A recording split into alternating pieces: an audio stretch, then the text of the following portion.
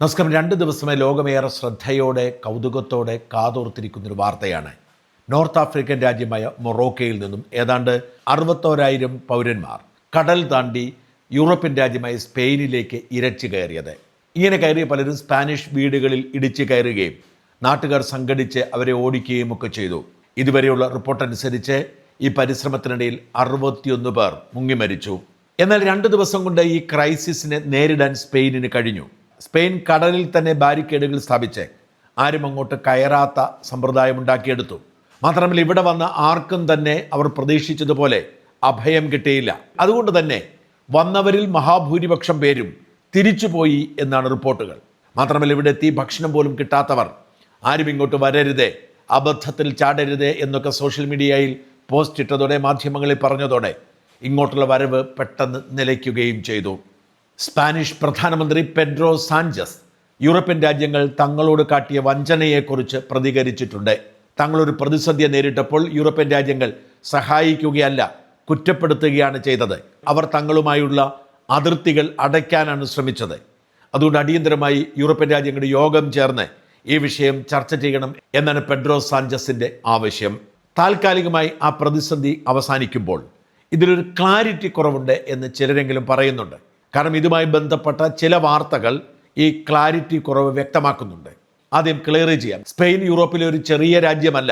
ഞാൻ എൻ്റെ 2 വീഡിയോകളിലും പറഞ്ഞ യൂറോപ്പിലെ ഒരു ചെറിയ രാജ്യമെന്നാണ്. വാസ്തവത്തിൽ ചെറിയ രാജ്യമല്ല, യൂറോപ്പിലെ എല്ലാം ചെറിയ രാജ്യങ്ങളാണ്. അതിൽ ബ്രിട്ടനെ പോലെ ജർമ്മനിയെ പോലെയൊക്കെയുള്ള ഒരു രാജ്യം തന്നെയാണ് സ്പെയിനും. അതേസമയം പോർച്ചുഗൽ ആണെങ്കിൽ കുറച്ചുകൂടി ചെറുതാണ്. എന്നാൽ യൂറോപ്യൻ രാജ്യങ്ങളെല്ലാം തന്നെ ചെറുതാണ് എന്ന് മറക്കരുത്. ലോകത്തെ മുഴുവൻ കീഴടക്കിയിരുന്ന ബ്രിട്ടനിൽ ഇപ്പോഴത്തെ ജനസംഖ്യ 6 കോടി മാത്രമാണ് എന്നും മറക്കരുത്. സ്പെയിനിലെ ജനസംഖ്യയും ഏതാണ്ട് 5 കോടി വരും. എന്നാൽ അതിൽ ഏതാണ്ട് 1 കോടിയും ഇങ്ങനെ അനധികൃതമായി എത്തിയവരാണ്. പ്രത്യേകിച്ച് കോവിഡിന് ശേഷം ഏതാണ്ട് 6 ലക്ഷത്തിലധികം പേർ എത്തിയിട്ടുണ്ട്. ഇതുമായി ബന്ധപ്പെട്ട വന്ന വാർത്തകളിൽ ആശയക്കുഴപ്പമുണ്ടാക്കിയ മറ്റൊരു കാര്യം, എങ്ങനെയാണ് ആഫ്രിക്കയിൽ നിന്നും ആളുകൾ നീന്തി യൂറോപ്പിലെത്തിയത് എന്നതാണ്. വാസ്തവത്തിൽ ഇതിലൊരു രാഷ്ട്രീയം കൂടിയുണ്ട്. മൊറോക്കോ എന്ന രാജ്യത്തിൻ്റെ ഭാഗമായ 2 പ്രവിശ്യകൾ 1500-ലും 1497-ലും സ്പെയിൻ പിടിച്ചെടുത്തതാണ്. 1500-ലാണ് സ്യൂട്ട എന്ന് പറയുന്ന പ്രവിശ്യ സ്പെയിൻ പിടിച്ചെടുത്തത്. 1497-ൽ മെലീലിയ എന്ന പ്രവിശ്യയും സ്പെയിൻ സ്വന്തമാക്കി.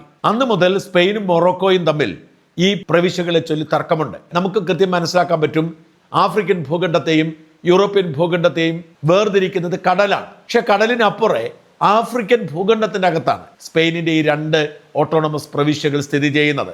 ആധുനിക മൊറോക്കോ രൂപം കൊള്ളുന്നതിന് മുൻപാണ് ഇത് സംഭവിച്ചതെങ്കിലും ഭൂമിശാസ്ത്രപരമായി ഈ 2 പ്രവിശ്യകളും സ്പെയിനിൻ്റെ ഭാഗമായിരിക്കുന്നത് അധിനിവേശത്തിൻ്റെ ഓർമ്മപ്പെടുത്തൽ തന്നെയാണ്. മൊറോക്കോയ്ക്ക് ശക്തിയില്ലാത്തതുകൊണ്ടാണ് അവർക്കത് തിരിച്ചു പിടിക്കാൻ കഴിയാത്തത്. റഷ്യയോ മറ്റോ ആയിരുന്നെങ്കിൽ പണ്ടേ അത് തിരിച്ചു പിടിക്കുമായിരുന്നു. ഈ 2 വിഷയങ്ങളെക്കുറിച്ചും ഒരു ക്ലാരിറ്റി ഉണ്ടാവാൻ മറുനാടൻ പ്രേക്ഷകൻ സിജു ജെയിംസ് എനിക്ക് എഴുതിയ ഒരു കുറിപ്പ് വായിച്ച് കേൾപ്പിച്ചാൽ കൂടുതൽ വ്യക്തതയുണ്ടാവും. സ്പെയിൻ യൂറോപ്പിലെ ചെറിയ രാജ്യമല്ല. വാർത്തകളിൽ താങ്കൾ പലവട്ടം അങ്ങനെ ആവർത്തിക്കുന്നു. യൂറോപ്പിലെ മറ്റ് രാഷ്ട്രങ്ങളായ ഫ്രാൻസ്, ജർമ്മനി, UK തുടങ്ങിയ രാജ്യങ്ങളോളം തന്നെ വലിപ്പമുണ്ട്. വിസ്തൃതി കൊണ്ട് സ്പെയിനിന് തൊട്ടു ചേർന്ന് കിടക്കുന്ന പോർച്ചുഗലാണ് ചെറിയ രാജ്യം. അതുപോലെ തന്നെ സ്യൂട്ട സ്പെയിനിൻ്റെ ഭാഗമാണെങ്കിലും ആഫ്രിക്കൻ വൻകരയിൽ മൊറോക്കോയോട് ചേർന്നാണ് ഈ പ്രവിശ്യ ഉള്ളത്. യൂറോപ്പിനെയും ആഫ്രിക്കയും വേർതിരിക്കുന്ന ജിബ്രാൾട്ടർ കടലിടുക്കിന് ഇപ്പുറത്ത് ആഫ്രിക്കൻ ഭൂഖണ്ഡത്തിലാണ് സ്യൂട്ട പ്രവിശ്യ.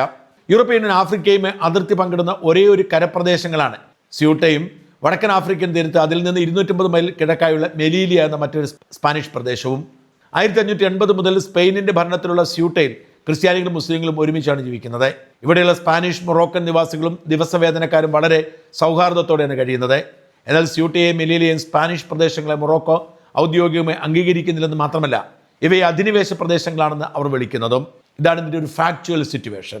ഇതിനിടയിൽ ഈ ഇമിഗ്രേഷൻ ക്രൈസിസിന്റെ പിന്നിൽ ഇസ്രായേലിന്റെ കറുത്ത കരങ്ങളുണ്ട് എന്ന വാദം ഉയരുന്നുണ്ട്. ഇസ്രായേലിനെ പിന്തുണയ്ക്കാതെ അവർക്കിട്ട് പണി കൊടുക്കുന്നവർക്കിട്ടൊക്കെ തിരിച്ചു പണി കൊടുക്കുന്ന കാര്യത്തിൽ ഇസ്രായേൽ വിരുദ്ധ കാണിക്കാറുണ്ട്. നേരത്തെ ദക്ഷിണാഫ്രിക്ക അങ്ങനെ പണി ഇരന്നു വാങ്ങിയതാണ്. ഇസ്രായേലിനെതിരെ ഐക്യരാഷ്ട്രസഭയിൽ ആഞ്ഞടിക്കുകയും ഇസ്രായേൽ വംശഹത്യ നടത്തുന്നു എന്ന് പറയുകയും ഒക്കെ ചെയ്തതിന് തൊട്ടു പിന്നാലെ ഒരു വിമാനം നിറയെ ഫലസ്തീനികളെ നിറച്ച് സൗത്ത് ആഫ്രിക്കയിലേക്ക് അയച്ചു ഇസ്രായേൽ. സമാനമായ സാഹചര്യമാണ് ഇവിടെയും ഉണ്ടായതെന്ന തിയറി സോഷ്യൽ മീഡിയയിൽ ശക്തമാണ്. ഇസ്രായേൽ പരസ്യമായി അതേക്കുറിച്ചൊന്നും പ്രതികരിച്ചിട്ടില്ല. ഇസ്രായേലിൻ്റെ പരസ്യ റോളിൻ്റെ വിശദാംശങ്ങൾ പുറത്തു വന്നിട്ടില്ല. പക്ഷേ സ്പെയിനിലെ സോഷ്യലിസ്റ്റ് സർക്കാർ കടുത്ത ഇസ്രായേൽ വിരോധം വെച്ച് പുലർത്തുകയും ഐക്യരാഷ്ട്രസഭയിൽ അടക്കം ഇസ്രായേലിനെ വംശഹത്യയുടെ രാജ്യം എന്ന നിലയിൽ വിശേഷിപ്പിക്കുകയും ചെയ്തതിന്റെ പണിയാണ് ഇസ്രായേൽ മൊറോക്കോക്കാരെ സ്പെയിനിലേക്ക് അയച്ചത് എന്നാണ് ആരോപണം ഉയരുന്നത്. ജിതിൻ കെ ജേക്കബ് ഇതേക്കുറിച്ച് വിശദമായി തന്നെ എഴുതിയിട്ടുണ്ട്. സ്പെയിനിന്റെ വീഴ്ചയിൽ സുഡാപ്പികൾക്കൊപ്പം ചേർന്ന് ആഘോഷിക്കണം എന്ന് തന്നെയാണ് എൻ്റെ അഭിപ്രായം. കാലമെല്ലാത്തിനും മറുപടി നൽകും. ചരിത്രപരമായി ഇന്നത്തെ സ്പെയിനിൻ്റെയും പോർച്ചുഗലിൻ്റെയും വലിയ ഭാഗം ഏകദേശം 711 മുതൽ 1492 വരെ വിവിധ മുസ്ലിം ഭരണാധികാരികളുടെ നിയന്ത്രണത്തിലായിരുന്നു. ക്രിസ്ത്യൻ രാജ്യങ്ങളുടെ പുനർ അധിനിവേശം എന്ന പ്രക്രിയയിലൂടെ മുസ്ലിം ഭരണ പ്രദേശങ്ങൾ ക്രമേണ നഷ്ടപ്പെട്ടു എന്നതാണ് ചരിത്രം. സ്പെയിനിൻ്റെ അധീനതയിലുള്ള അതിർത്തി മേഖലയായ സെയൂട്ടിലേക്ക് മൊറോക്കോയിൽ നിന്ന് അഭയാർത്ഥി പ്രവാഹം എന്ന് പറയുന്നത് തന്നെ ചരിത്രപരമായി തെറ്റാണ്.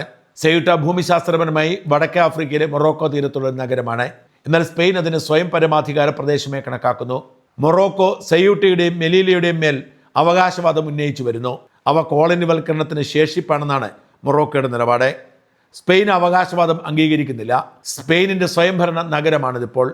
ഇന്ത്യക്ക് സ്വാതന്ത്ര്യം കിട്ടിയിട്ടും ഗോവ പോർച്ചുഗീസുകാർ കുറേ കാലം കൈയടക്കി വെച്ചതുപോലെ ലോകം മുഴുവൻ കോളനികളാക്കി ചെന്ന് കയറിയ നാടുകളെ മുഴുവൻ കൊള്ളയടിച്ച് സമ്പാദിച്ചതാണ് ഇന്നത്തെ യൂറോപ്പിൻ്റെ പളവളപ്പ്. ഇനിയിപ്പോൾ അത് നേരെ മറിയും. വലതുപക്ഷ രാഷ്ട്രീയത്തിലേക്ക് പൂർണ്ണമായും മാറിയില്ല എങ്കിൽ യൂറോപ്പിനെ ഇസ്ലാം കീഴടക്കും എന്നതിൽ തർക്കമൊന്നും വേണ്ട.